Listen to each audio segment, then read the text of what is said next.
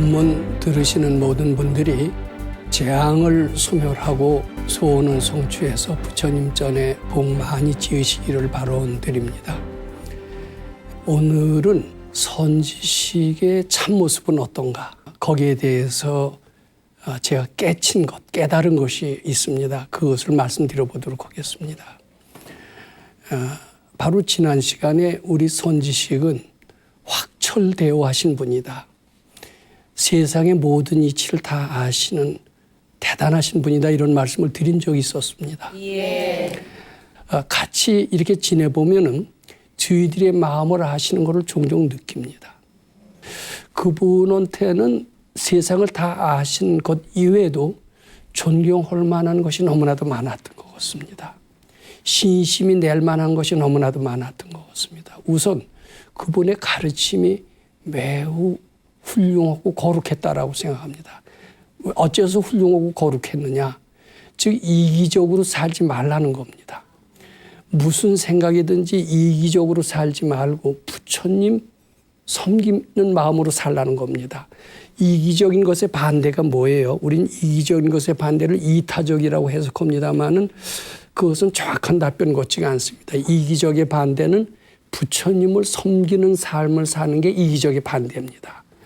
그러니까 이제 그분의 가르침의 핵심은 나 잘되기 위해서, 출세하기 위해서 살지 말고 부처님 뜻을 받들기 위해서 부처님 섬기는 마음으로, 모든 사람을 섬기는 마음으로 살라고 그럽니다. 그것이 바로 무슨 생각이든지 올라오는 생각은 부처님께 바쳐라, 이런 그 가르침을 주심으로써 늘 부처님을 마음에 남게 합니다. 그분의 가르침의 특색입니다. 또 우리는 이제 출세를 하고 부귀영화를 얻기 위해서 취직도 하고 좋은 학교도 가고 좋은 배우자도 구하고 이러는데, 그분은 출세하고 부귀영화를 얻기 위해서 뭘 하지 말라고 합니다. 그럼 어떻게 살라고 하느냐 하면은 부처님 뜻을 받들기 위해서, 부처님 시봉하기 위해서 살라고 이렇게 얘기를 합니다. 그 점이 저는 참 마음에 와서 닿습니다. 또 그분의 훌륭하신 점이 있었어요. 그분은 제가 거기서 4년 동안 모시고 있는 동안 어떤 불교 지식을 가르쳐 주지 않았습니다. 왜 가르쳐 주시지 않았느냐? 네 속에 다 알고 있느니라.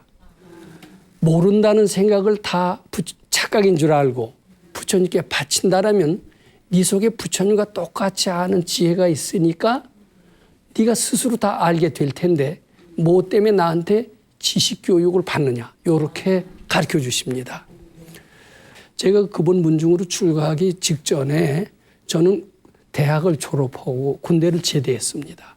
제대를 해서 취직을 할까 생각을 했습니다. 왜냐하면 우리 집안 형편이 상당히 어려웠고 나는 취직을 해서 돈을 벌어서 우리 부모님을 봉양해야 될 필요를 느끼고 있었을 때니까 당연히 대학도 졸업하고 군대를 제대했다라면은 세상 사람들이 그렇듯이 나도 취직의 길을 가야 된다라고 생각을 했습니다. 그런데 그 제대하기 직전 한 1년 전부터 백 선생님이라고 하는 훌륭한 선지식을 만나고 그분의 건강경의 가르침을 만난 뒤에 제 인생관이 변했거든요. 그리고 상당히 행복해졌거든요. 취직을 하는 것도 좋지만 이런 훌륭한 분을 모시고 다만 얼마가 아니라도 건강경 공부를 했으면 하는 그런 생각도 또한 있었습니다. 그래서 제가 질문을 드렸습니다. 제가 제대하기 한 2달 전입니다. 제가 2달 후면 제대합니다. 제대하고 취직을 하고 싶은 생각이 있습니다. 취직을 해서 집안의 부모님을 봉양해야 될 것 같습니다. 또 한편으로는 선생님같이 훌륭한 분을 그 문중에 들어가서 건강경 공부를 하고 싶은 생각도 듭니다. 어떻게 해야 되겠습니까? 이렇게 질문을 드린 적이 있어요. 그러면 대개 어떤 답변을 기대할 수 있을 것 같습니까? 취직을 하라 그렇게 하실 것 같습니까? 들어와서 공부하라 이렇게 하실 것 같습니까? 들어와서 공부하라. 여기는 어떻게 생각하세요? 취직을 해라 이렇게 생각하세요. 그런데 모른다는 생각이 착각인 줄 알고 바치면 네 속에 다 아는 지혜가 해답을 주리라. 이런 말씀을 늘 하셨죠. 그럼 어떻게 대답하실 것 같아요? 취직을 하겠다는 생각도 착각인 줄 알고 부처님께 바쳐라. 또 공부하겠다는 생각도 그것이 참이 아닌 줄 알고 착각인 줄 알고 부처님께 바치면은 해답이 나와요, 안 나와요? 내 속에서 나오죠. 정답을 찍어서 가르쳐 주는 게 바람직해요. 네 속에서 지혜가 있으니 스스로 대답을 네 속에서 찾아라. 이렇게 가르쳐 주는 게 더 바람직해요. 어느 쪽이 더 바람직해요? 첫 번째예요, 두 번째예요? 첫 번째는 정답을 주는 교육이니까 지식 교육이죠. 두 번째 교육은 스스로 지혜를 발견해서 하는 거니까 무슨 교육이에요? 지혜 교육이죠. 근데 우리나라 학교 교육은 무슨 교육이에요? 지식 교육이죠. 근데 지식 교육 갖고서는 우리나라가 선진국 문턱까지 왔어요. 선진국을 뛰어넘질 못해요. 그리고 이제 인공지능 시대가 옵니다. 인공지능 시대가 어때요? 이세돌이 인공지능한테 무참하게 깨졌죠. 인공지능한테 여지없이 지배를 받을까요? 안 받을까요? 받아요. 그러니까 우리는 지식교육으로 익숙해져 있습니다. 그래요? 안 그래요? 그래서 지금 우리나라는 지식교육 갖고 안 된다.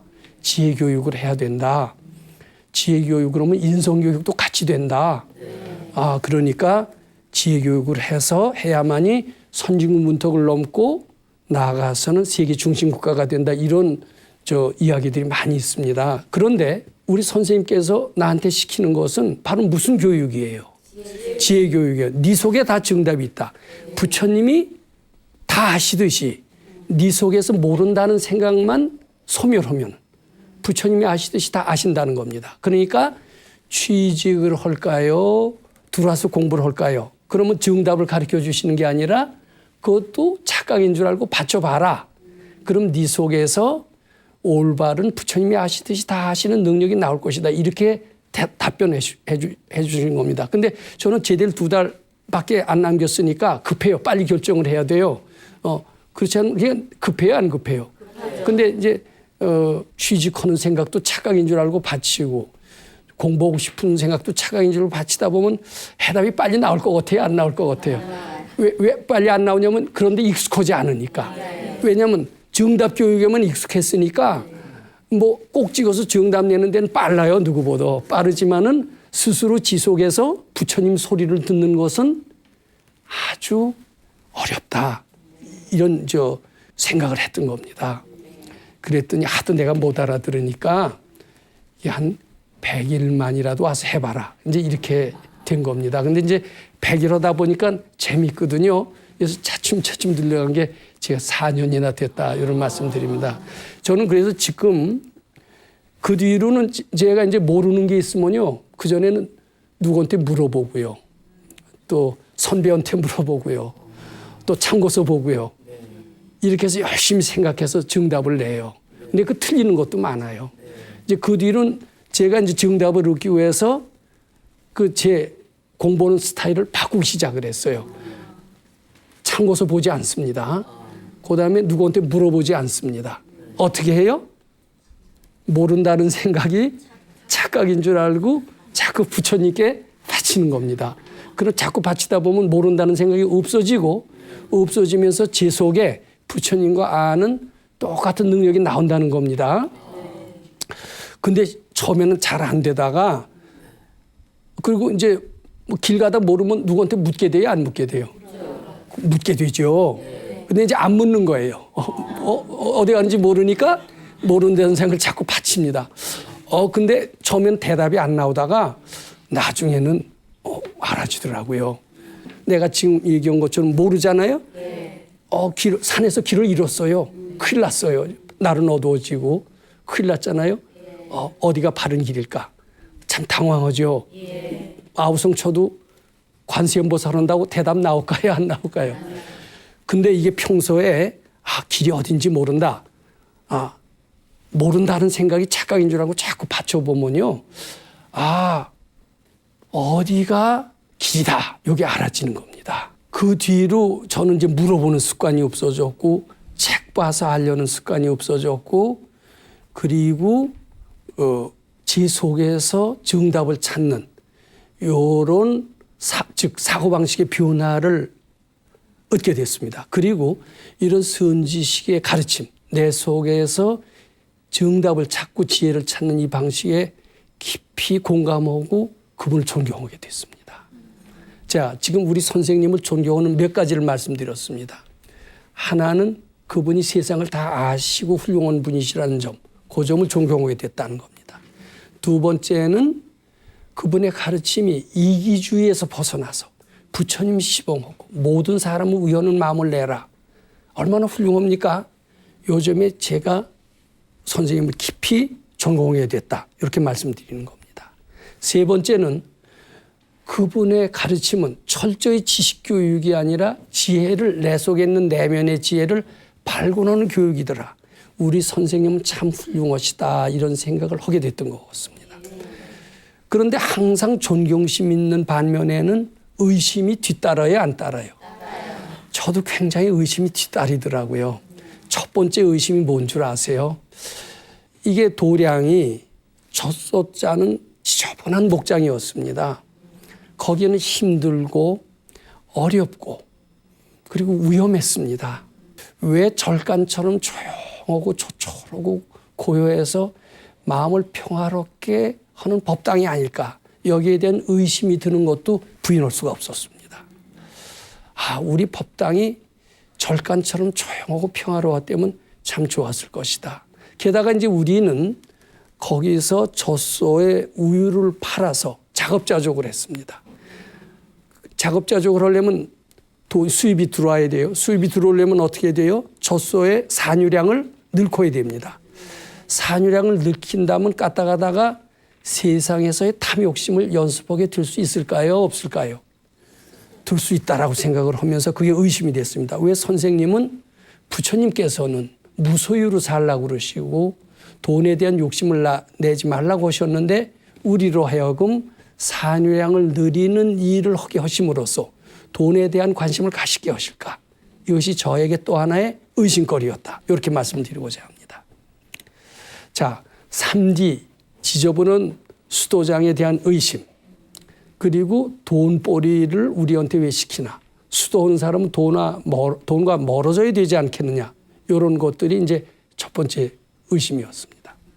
이제 두 번째 의심이 뭐냐 하면은 이제 저희는 직장도 버리고 부모도 버리고 모든 것을 다 버리고 여기 와서 오로지 선생님의 가르침만 믿고 이제 학교 다녔으니까 제가 대학 다닐 때 전공이 있었지 않겠어요? 근데 그런 데 가서 오래 있으면 어때요? 전공 다 취직할 적기를 놓쳐요? 안 놓쳐요? 놓치죠? 그리고 알았던 거 다 까먹죠? 그럼 사회에 뒤떨어져요? 안 뒤떨어져요? 그러면 이제 언젠가 나는 스님이 되려고 한 것도 아니고 여기서 좋은 교육을 받아서 사회 나가서 유능한 사람이 되려고 하는데 있는 지식 다 까먹으면 언제 유능하게 되나. 그리고 이제 내 마음속에서 부처님과 똑같은 위대한 지혜가 있다라고 그렇게 배웠는데 그 지혜가 언제 나타나나. 그런 생각 들까요? 안 들까요? 들어요. 들더라고요. 그리고 이제 친구들이나 부모들이 오면은 야, 너 어떻게 세상 나가서 살려고 그러니? 이런 질문도 하고요. 너 부모를 버리고 이렇게 산속에 와서 수도를 하는 게 효도라고 생각하느냐? 부처님의 가르침이 이렇게 부모님을 등지라는 것이 효도냐? 이렇게 얘기할 때는 그 의심이더라고요. 그리고 이제 그렇게 산속에 들어와 있으면 공부가 쭉쭉 돼서 선생님처럼 확철대오를 해서 세상의 모든 것을 다 안되면 거기는 보람을 느끼는데 1년이 가고 2년이 가고 이래도 별로 알아지는 게 적은 거예요. 그러니까 어때요? 이 공부가 진짜 맞나 이런 생각이 들까요? 안 들까요? 그런 생각이 많이 들던데요. 근데 이제 제일 큰 의심이 있습니다. 뭐냐면은 선생님이 꽤 존경했던 점이 있습니다. 존경했던 점을 제가 여러 개 말씀드렸습니다. 70이 넘은 그런 노인이시고 또 동국대학교 총장을 오랫동안 하시면서 동국대학교를 크게 일으키시는 그런 분인데도 불구하고 밑에 상자를 안 두신대요. 근데 이상한 게요. 웬 젊은 여자가 들락날락거려요. 저분은 청정 비구인데 저 젊은 여자는 누군가? 그러니까 저희의 정체는 뭔가? 의심스러워요? 의심스러워요? 그게 의심입니다. 그러니까 제 마음속에는 믿음 반, 의심 반 이렇게 하면서 수도 생활을 완전히 신심으로 뭉쳐진 수도 생활이 못했던 것 같습니다. 근데 이제 어느 날 저녁이었습니다. 제 의심의 결정적인 쐐기를 박는 더 완전히 선생님을 불신하는 어떤 결정적인 일이 일어나게 됐습니다. 이제 저보다 먼저 들어온 두 사람이 있었습니다. 이게 수도장에는 남자만 셋이 있어요. 이제 큰 선생님이라고 그러면 제자들이 많을 것 같아요? 안 많을 것 같아요? 많을 것 같죠. 근데 세 사람밖에 없었어요. 근데 우리 선생님은요, 제자들을 많이 오는 걸 좋아하지 않아요. 반대로 잘못하면 쫓아내요. 그냥 거기 붙어 있기가 어려운 겁니다. 오래 있기가 아주 어려워요. 그분은 제자에 대한 욕심이 없어요. 올바른 제자 하나만 키우기를 바라셨던 분입니다. 그런데 나보다 먼저 들어온 두 선배가 있었어요. 저 젊은 여자가 누군지 내가 물어볼 수도 없어요. 왜냐하면 물어보질 말고 어떻게 해요? 모르는 거 있으면 착각인 줄 알고 밭이 되기 때문에 누구하고 꼭 필요한 얘기 외에는 대화가 없었습니다. 그러니까 저 여자가 어떤 여자인지 물어보는 것도 거기에서는 금기사항이 됐을까요? 안 됐을까요? 금기사항이 됐습니다. 그래서 그것을 제가 묻지도 않고 그렇다고 선생님께 여쭤보기도 좀 죄송스러워요? 안 죄송스러워요? 남의 비밀을 물어보는 게 죄송스러워서 그것도 그런 의심이 올라오더라도 어때요? 자꾸 이제 부처님께 바치는 겁니다. 근데 어느 날 잠결에 이렇게 쭉 잠이 들었는데 두 먼저 들어온 선배가 자기네들끼리 소곤소곤 하는 소리를 제 잠결에 들었습니다. 한 선배가 그래요. 저 여자 누구지? 그러니까 그 최고참 선배가 사람들은 저희를 동국대학교에서 비서로 알고 있는데 내가 보니까 비서 같지 않고 사모님 같아? 이러는 거예요. 근데 그 소리를 듣는 순간 제가 잠이 푸떡 깰까요? 안 깰까요? 선잠이 확 깨더라고요. 근데 그 사람이 나한테 뭐라고 그랬냐 하면은 우리 선생님은 청정비구라고 그랬어요. 여자는 아무도 없다. 그렇게 했고 그 바람에 제가 선생님을 더 존경하고 그래서 출가까지 했는데 그날 자기네들끼리 하는 소리를 들으니까 나한테 했던 말이 참말이에요? 거짓말이에요? 완전히 거짓말인 거예요. 그러니까 저는 이제 둘 속았다는 겁니다. 하나는 그 선배한테 속았고 선생님도 청정비구인 줄 알았는데 어때요? 그게 아니라는 거예요. 근데 그럴 때 어떻게 써야 돼요? 그게 착각인 줄 알고 바쳐야 되는데 바칠까요? 따라갈까요? 따라가면 돼요? 안 돼요? 근데 근기가 높은 분은 우리 선생님은 그럴 뿐이 아니야. 그 말은 착각이고 본래 없는 거니까 바쳐.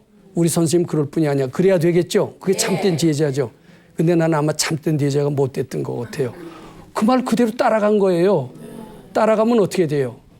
보따리 싸고 나갈 수밖에 없어요. 그렇죠? 근데 이게 참 내가 공부가 서리었다는 겁니다. 근데 그때는 바칠 생각을 못하고 속았구나 그랬어요. 근데 속은 것도 알고 보면 건강형 가르침에 의하면 착각이고 본래 없는 것인데 속았다 하는 의심이 또 나와요. 근데 의심도 알고 보면 착각이고 본래 없는 건데 나는 수도자의 대열에서 벗어나서 완전히 보통 사람으로 세상에서 의심할 거 다 하고 속일 거 다 속이고 이런 보통 사람으로 되돌아갔어요? 안 되돌아갔어요? 그러니까 저는 그 순간 그냥 보통 사람이 되고 말았던 겁니다. 그리고 잠이 안 오는 겁니다. 보따리 싸고 나가자니 집에는 너무 큰 소리 친 게 부끄럽게 짝이 없어요. 짝이 있어요. 내가 소중한 전공도 버리고 소중한 부모도 버리고 친구한테 큰 소리 치고 우리 선생님이 최고다 이렇게 믿고 여기 왔는데 또 이제 뭐 한 1년밖에 안 돼서 보따리 싸고 나가? 이거 큰일입니다. 오도 가도 못하고 그렇지만 이런 식으로 있다가는 신경병이 걸릴 것 같았습니다. 아침에 이제 우유를 짜서 우유통을 들고 이제 선생님 계시는 데가 20m 떨어진 아래채입니다. 아래채 쪽으로 가는데 바로 20m 떨어진 저 전방에 선생님과 그 문제 여자가 나란히 서 있는 거예요. 내 기분이 어땠을까요? 안 좋은 정도가 아니죠. 바로 절체절명의 위기였을지도 모릅니다. 절체절명의 위기일 때 어떻게 해서 벗어난다고 그랬어요? 그 착각인 줄 알거나 꿈인 줄 알거나. 근데 그때 착각인 줄 알고 부처님께 바쳤어야 되고 이것이 현실이 아니고 꿈인 줄 알고 바쳤더라면은 제가 평정을 찾았겠죠. 근데 저는 새까맣게 그걸 잊어버렸어요. 잃어버리고 완전히 제 입에서는 욕 비슷한 게 나오더라고요. 아이 더러워. 이게 나와요. 그러면서 졸도 올 것 같았어요. 근데 그때 놀라운 일이 벌어진 겁니다. 한 20m 되는 전방에서 선생님께서 뭐라고 그러신 줄 아세요? 큰 소리로 이 사람 어쩌냐게 큰일 치렀네. 어쩌냐게 큰일 치렀네. 이러시더라고요. 졸도 올 것 같았는데 그 소리 들으면 어떨까? 새정신이 나요, 안 나요? 새정신이 나죠. 어쩌냐게 큰일 치렀네. 어쩌냐게 무슨 일이 있었던 걸 아셨다는 증거에 아니에요. 근데 그 소리 한 말씀에 졸도 올 것 같았던 내가 금방 안정을 딱 찾는 겁니다. 그래서 이제 시침이 뚝 따고 이제 더러워 그러다가 평정을 찾아서 이제 찾았는데 이제 모른 척하고 이제 우유를 식히는 겁니다. 식혀서 물속에다 딱 넣고 우리 이제 새벽마다 선생님 찾아가서 법문을 듣습니다. 여러 같이 들을 때도 있고 혼자 들을 때도 있어요. 그런데 이제 마음은 이미 가라앉았어요. 이제 보따리 쌀 생각은 사라진 겁니다. 사라지면서 이제 아침에 찾아 들어갑니다. 예. 아마 제가 마음의 평정을 찾지 못했다면은 찾아 들어가지도 않았을 겁니다. 땡땡이 딱 치고 안 들어갔을 겁니다. 한 이틀쯤 안 들어가다가 나중에 저 가겠습니다. 아마 이랬을 거예요. 근데 그때 안정을 딱 찾았는데 안정을 찾고 이제 들어갔더니 그리고 이제 우리 들어가면 항상 삼배를 드려요. 삼배를 드리면 이제 보통 스님들은 삼배를 드리면 가만히 계신데 우리 선생님은 그렇게 원을 세워 주시고 이제 가만히 있습니다. 근데 가만히 있어도 되게 알아서 얘기해 주시는 수가 많아요. 근데 가만히 앉아서 이제 선생님 이렇게 쳐다보고 무슨 말씀을 해 주시길 기대하고 있습니다. 이미 선생님은 다 하시는 분이라는 느낌이 제가 있으니까요. 근데 이제 좀 더 구체적으로 얘기하시는 겁니다. 두 녀석은 짓거리는데 너는 잠이 오든 안 오든 이러세요. 어때요? 귀신이 고칼로르시에요? 아니에요? 세상에 그런 사람 봤어요? 안 봤어요? 못 봤죠? 우리나라 해방을 10년 전에 하셨다더니 정말 안 해? 이렇게 돼요? 안 돼요? 아는 분이라고 느꼈지만 실감은 못 했거든요. 근데 바로 실감을 하는 순간이에요? 아니에요? 눈물이 핑 돌 것 같더라고요. 참 이런 분이 다 있나. 이제 그 다음에 또 뭐라고 그러냐면 그때 그것을 궁리를 했니 바쳤니 이러세요. 어땠어요? 궁리했죠. 근데 궁리하면 돼요, 안 돼요? 이제 만약 여기 저 남성 여성이다면 여기 처녀도 있고 결혼하신 분도 있겠습니다만은 이제 남자라면 부인이 어디 가서 뭐 외도했다는 소문을 들었다고 칩시다. 이제 두 종류가 있습니다. 야, 난 그 말 안 믿어. 우리 부인은 절대로 그럴 사람이 아니야. 그런 소리 나한테 전하지도 마라. 이런 남자가 있을 겁니다. 내가 평소에 저걸로 봐서는 절대로 그럴 뿐이 아니다. 너 그런 소리 하면 내가 너하고 제대로 사귈 수 없다. 그리고 그 사람은 야단치는 사람이 있을 겁니다. 그런데 또 일부는 정말 그래? 야, 그렇잖아. 너도 평소에 태도가 수상해. 맨날 멋내고 밤중마다 어디 가는 걸 보니까 네 말이 맞는 것도 이렇게 생각하는 사람들도 있을 겁니다. 근데 평소에 조금이라도 의심이 있는 사람은 후자 쪽이 되겠죠. 근데 깨끗이 믿었다면은 어떤 쪽으로 돼요? 전자 쪽으로 되는 거예요. 그러니까 먼저 의심이 있으면은 항상 부정적인 쪽으로 해석하게 돼 있습니다. 근데 의심이 없다면은 절대로 부정적으로 해석하지 않고 긍정적으로 해석하게 됩니다. 자, 이제 다시 돌아갑니다. 두 녀석은 짓거리고 너는 잠이 오든 안 오든. 자, 그럴 때 바칠 수 있어야 되지 않겠느냐. 이런 얘기까지 하시더라고요. 아, 그 말씀 들으니까 눈물이 핑 돌고 저한테서 모든 의심이 다 사라지는 것을 느꼈습니다. 자, 이렇게 깨끗한 분이 저 젊은 여자를 정말 부인으로 둘 정도로 그렇게 애욕이 있다고 생각이 될까요? 안 될까요? 애욕이 있다면 그렇게 아는 지혜가 나올까요? 안 나올까요? 애욕이 있으면은 그게 탐진치거든요. 애욕이 탐진치고 탐진치는 모르는 마음입니다. 모르는 마음은 그렇게 아는 지혜가 나올 수가 없어요. 그거 이해되시죠? 그분은 모르는 마음이 착각인 걸 알고 다 아는 마음으로 바꾸신 분, 즉 애욕이 없는 분입니다. 그러니까 먼저 왔던 선배들이 잘못 알고 있었던 거죠. 근데 그것을 그 도인은 나는 깨끗하다 이렇게 일부러 드러내시질 않고 위기를 닥쳤을 때 그때 그 마음을 바로잡게 하심으로써 스스로 깨닫게 하셨죠. 요것을 보살의 방편이라고 합니다.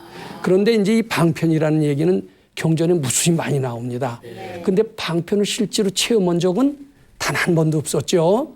단 한 번도 없었는데 그때 제가 이 보살의 중생 지도하기 위한 방편이라는 것이 무엇인가를 실감나게 갖췄던 최초의 사례가 됐으면서 제 마음속에는 모든 의심이 사라지고 그분을 아주 진심으로 공경하는 마음으로 꽉 차게 되었다라는 말씀을 드립니다. 그러면서 그 전에 언젠가 선생님께서 해주셨던 그런 일화가 생각이 났습니다. 그 일화 얘기를 제가 여기서 잠시 말씀드리는 것은 우리 선생님의 참모습을 하는데 매우 도움이 될 것 같습니다. 즉 일본에 있었던 실화 이야기입니다. 그거는 우리가 네이버나 이런 데 찾아가 보면은 일본의 백은, 흰 백자, 스물 은자인 것 같습니다. 백은 선사 또는 백은 대사라고 하는 분이 있습니다. 이제 그분이 임재종이라는 종파가 있나 봐요. 일본에 임재종을 크게 일으키신 큰 스님이셨는데 그 스님이 아주 거룩한 일화가 있습니다. 그 일화 얘기를 제가 여기서 말씀드리겠습니다.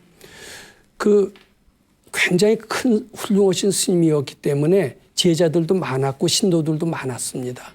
신도들은 그 일을 산 부처님처럼 굉장히 존경을 했습니다. 근데 어떤 신도의 딸이 있었어요. 딸이 아버지는 그 백은 선사, 백은 대사의 아주 훌륭한 제자였는데 그 딸은 아버지처럼 그렇게 불심이 돈독하지 않았고 좀 바람기가 있었던가 봐요. 그래서 이제 동네 남자하고 결혼 전에 이미 깊게 사귀어서 임신을 하게 됐습니다. 임신을 해서 점점 제가 배가 불러지기 시작을 하는 겁니다. 배가 불러지기 시작을 하니까 이제 조금 있으면 애를 낳아야 되는데 이제 억지로 어때요? 배부르지 않게 하는 위장술 있죠? 하고 다녔지만 위장술도 한계가 있어요? 없어요? 산월이 되면 어쩔 수 없이 배부른 걸 숨길 수가 없고 애를 낳아야 될 판이에요. 이제 애를 다 낳게 됐어요. 그러니까 그 아버지는 이 처녀인 딸이 애를 낳게 되니까 어때요? 당황스럽고 놀라죠. 아버지한테 동네 누구하고 친해서 이 짓 했어요 그랬다가는 그때 일본이 굉장히 보수적인 나라거든요. 가다가다 생명이 날아갈 것 같으니까 꾀를 썼어요. 아버지가 가장 존경하는 사람이 누군가. 근데 그 백은대사예요. 왜 꾀를 어떻게 썼냐면 사실 이 애의 아버지는 백은대사입니다. 그렇게 거짓말을 했어요. 그렇게 해야 자기가 살 길이니까. 그래서 애를 받은 그 아버지는 참 기가 막혔습니다. 딸을 원망할 수가 없어요. 자기가 존경하는 스승이 이 짓을 했더니 어떻게 딸을 원망합니까? 또 스승을 버려야 될 판이에요. 딸을 택해야 될까요? 스승을 택해야 될까요? 참 어렵죠. 아마 지혜로운 사람이라면 그때 어떻게 했을까요? 바쳤겠죠. 스승이 과연 이 짓을 했을까? 스승이 과연 이렇게 파렴치한인가? 이해할 수가 없다. 모르겠다. 근데 모르겠다는 생각을 착각인 줄 알고 자꾸 받치면 지속해서 아는 지혜가 드러난다고 그랬습니다. 근데 그때 그것을 알 리가 없었죠. 홧김에 나처럼 홧김에 애를 싹 데리고 백은대사한테 간 거예요. 딱 가서 분통이 터졌습니다. 백은대사 그러실 수가 있어요. 우리 딸을 이렇게 만드실 수가 있어요? 이 애는 당신 애예요. 그리고 그냥 내던졌어요. 만일 도인이 아니었다면, 그이가 도인이 아니었다면 어땠을까요? 난리가 났겠죠. 소송했겠죠. 근데 그이는 정말 산부처님 같은 도인이에요. 자기가 사실대로 얘기했다간 어떻게 될 것 같아요? 그 딸이 살아남을 수 있을 것 같아요? 없을 것 같아요? 살아남을 수가 없다는 것을 잘 알았습니다. 아마 백은대사는 생각했을 겁니다. 이게 내 애가 아니다. 네 딸이 아마 바람을 펴서 그랬을 것이다. 아마 바람 핀 남자 이름까지도 알고 있었을 정도로 전 도인으로 생각을 합니다. 근데 도인이기 때문에 자기가 그렇게 얘기했을 땐 그 딸이 살아남지 못할 것을 잘 알고 그 딸을 살리기 위해서 자기 자신을 희생해야 되겠다. 아마 이렇게 생각을 하셨던 것 같아요. 그래서 애를 이렇게 싹 내던지니까 아무 말씀도 안 하셨대요. 아, 그런가. 그리고 이제 애를 키우는 겁니다. 자, 그러니 산 부처님처럼 존경을 받던 백은대사가 망신살이 뻗친 겁니다. 신도가 보따리 싸고 떠날까요? 안 떠날까요? 하나, 둘씩 떠나는 겁니다. 신심이. 스님한테 와서 스님, 정말 이게 스님의 애입니까? 이렇게 얘기하는 사람도 드물겠죠. 또 이 얘기한다고 해도 스님이 아니라고 할까요? 고개만 끄덕끄덕 하실까요? 고개만 끄덕끄덕 하시. 그러니까 도인이죠. 내가 죽더라도 내가 망신이라도 쟤를 살려야 되겠다. 그래서 그 애를 데리고 동양젖을 으드러매기로 댕기는 겁니다. 이게 스님 주제가 참 말이 아니죠. 신도는 떠나고 참 그 창피를 무릅쓰고 모든 모욕을 다 당하면서 이제 동양젖을 얻어매겨 가면서 몇 년이 지났어요. 자, 그래서 근데 그 딸은 이제 그 남자하고 결혼을 한 겁니다. 자기 애는 어디에요? 큰 스님한테 맡기고. 마음이 편할 거예요? 안 편할 거예요? 근데 그 스님이 화를 내면은 그렇다네요. 그 화가 전달이 돼서 미안한 걸 덜 느낀대요. 근데 그 스님은 화를 내지 않고 묵묵히 딸을 살리는 자비심으로, 사미심으로 아무 화도 안 내고 묵묵히 키우니까 미안한 마음을 더 느끼는 거예요. 그렇게 된대요, 이치가. 이 화를 내면 외래 본전을 못 찾고, 다 내 탓이다 하고 부처님께 바치면은 상대 마음으로 움직여서 감동시킨다는 겁니다. 드디어 감동시킬 때가 됐어요. 몇 년이 지나고 난 뒤에 도저히 그 딸, 그이는 더 이상 견딜 수가 없었습니다.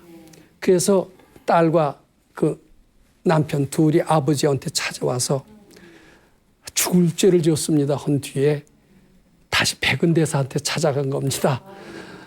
백은대사한테 찾아가서 대사님, 저는 이제 그 얘기만 하면 눈물이 이제 겨운데요. 그 애는 제 애입니다. 죽을 죄를 지었습니다. 제가 데려다 키우겠습니다. 그랬더니 보통 사람 같으면 내가 그동안 얼마나 너희들 때문에 망신을 당하는 줄 아냐 그러면서 퍼붓겠죠. 퍼붓진 않아도 그냥 인상이 일그러졌을 겁니다. 근데 아무 소리 안 하고 아 그런가? 그리고 다시 보냈답니다. 그 얘기를 우리 선생님이 해주신 얘기예요. 자, 전 이제 그 얘기까지 제가 했으면은 요걸 되게 아시겠죠? 그 젊고 왔다 갔다 하는 여자의 정체가 어떤 것인가를 대략 짐작을 해야 안 해요. 그게 알아지니까요. 우리 선생님 훌륭한 분이시다. 이런 느낌 들까요? 안 들까요? 들죠. 백은대사가 그렇게 망신을 당하면서 생명을 살리기 위해서 모든 고초를 다 겪으셨듯이 우리 선생님도 그러시지 않았나. 세상에 이런 분이 어디 있나. 보살이라는 분이 있다더라. 보살은 자기 애욕을 위해서 이 세상을 살지 않고 자기 이기적인 목적으로 살지 않고 오로지 중생을 구제하기 위해서 사신다고 하는 그분이 보살이라고 하듯이 우리 선생님의 가르침은 늘 이기적으로 살지 말고 부처님 시봉을 위해서 살라고 가르치셨듯이 당신한테 찾아온 그 젊은 여자를 본인의 망신을 무릅쓰고서도 그 일을 백은대사처럼 거느리셨구나 이런 생각이 들게 되는 겁니다. 그런 것을 일부러 얘기하시지 않아요. 스스로 깨우치게 한 겁니다. 저는 그분이 나는 뭐 이 여자는 어떤 여자고 이제 이렇게 설명했다면 내가 그렇게 감동을 안 했을 텐데 하나도 변명을 안 하시고 하는 과정에서 제가 보따리 싸고 나가려고 하는 과정에서 그런 놀라운 지혜 방편을 보여주심으로써 저의 마음을 안정시키고 드디어는 신심나게 하셨잖아요. 이게 선지식의 자비 방편이로구나. 이것을 이해하게 됐던 겁니다. 그러면서 제가 그때 그 공자님의 수제자 2500년 전 중국의 성인인 공자님 있잖아요. 그분의 제자가 3000명이 있었다고 그럽니다. 3000명 중에 제일 수제자가 누군지 아세요? 안회라고 그럽니다. 안연이라고 하기도 하고요. 안연이 공자님보다 일찍 세상을 떠났어요. 근데 그 안연이 떠나니까 공자님이 많이 울었어요. 많이 울으니까 이제 옆에서 그랬습니다. 아니 성인군자가 사람이 돌아갔다고 이렇게 슬피 울다니 감정에 너무 치우치는 거 아니십니까? 그렇게 이제 사람들이 뭐라고 그랬습니다. 그랬더니 이 사랑하는 제자를 위해서 울지 않으면 내가 누구를 위해서 울겠느냐 하면서 그 안연이라는 제자를 그렇게 아끼셨다고 그럽니다. 근데 안연이라는 제자가 생전에 공자님 스승을 대단히 존경을 했어요. 그러면서 지은 시가 있습니다. 제가 그 시를 기억을 합니다. 뭐라고 그러냐면 하늘을 이렇게 우러러보면은 하늘은 점점 더 높게 보인대요. 그리고 이제 그 안연이라는 제자도 공자님을 테스트하고 싶었던가 봐요. 저분이 진짜 제가 우리 선생님을 가끔 의심했다고 그랬잖아요. 그러면서 가끔 테스트를 해봤어요. 진짜 아나 모르나. 죄송합니다만은 아마 안연이라는 분도 가끔 테스트를 해봤나 봐요. 뭐라고 그이가 썼냐면은 뚫어보려고 그랬대요. 뚫어보려고 그랬더니 더 단단하더래요. 우러러보려고 그러면 더욱 높고 뚫어보려고 그러면 더 단단하고 그러니까 이제 도망가야 되겠다. 도망가려고 해도 도망갈 수도 없더라. 우리 선생님은 훌륭하다. 이런 시를 지었습니다. 제가 어때요? 젊은 여자하고 산다고 그러니까 도망가려고 그랬죠. 저 도망갈 수 있었어요? 없었어요? 없었죠. 그리고 저희 정말 아나 모르나고 테스트 해보려고 그랬는데 정말 알았죠. 그러니까 제 마음이 어때요? 안연의 마음과 똑같았어요. 우러러보면 끝도 없이 더 높아 보여요. 뚫어보려고 그러면 더욱 단단해요. 도망가려고 그러면 도망도 못 가겠어요. 제가 그런 것이 원인이 돼서 존경하는 마음으로 그러면서 선생님을 다시 깨닫게 됐고 여기 있는 대로 선지식의 참모습을 보게 된 겁니다. 그러면서 저는 의심 반 신심 반의 수도 생활을 청산하고 완전히 신심 있는 생활을 하게 되니까 고대엔 어떤 현상이 나타나냐면 공부의 진도가 빨라지더라고요. 자, 근데 이 선지식 안다라는 것은 쉬운 일이에요? 안 쉬운 일이에요? 아주 쉬운 일이 아닙니다. 바로 옆에 있어도 몰라요. 그래서 그리고 또 혼자서 공부하면 안 되겠어요. 이 선지식이 밝은 지도가 아니면은 안 된다는 것을 많이 느꼈고 그래서 제가 그랬습니다. 선생님 같은 분을 모시고 공부를 해야 공부가 될 것 같습니다. 그랬더니 선생님이라고 이름을 짓지 말래요. 선지식이라고 하래요.